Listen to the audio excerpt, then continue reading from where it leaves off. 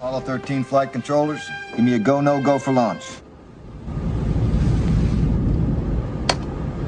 Procedures. Go. Control. Go flight. Booster. Go. Retro. We're go flight. GNC. We're go. FAO. We're go flight. FAO. We're go flight.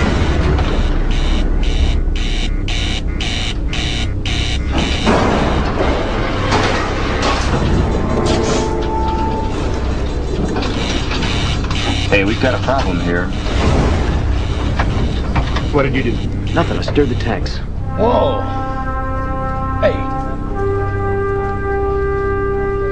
This is Houston. Say again, please. Houston, we have a problem.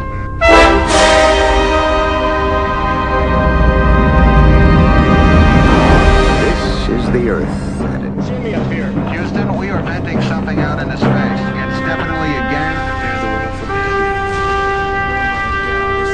It's from Finland to South Carolina. Now, what the hell is it? It's a meteor shower. What is this thing? It's enormous. It's an asteroid, sir. It's the size of Texas, Mr. President.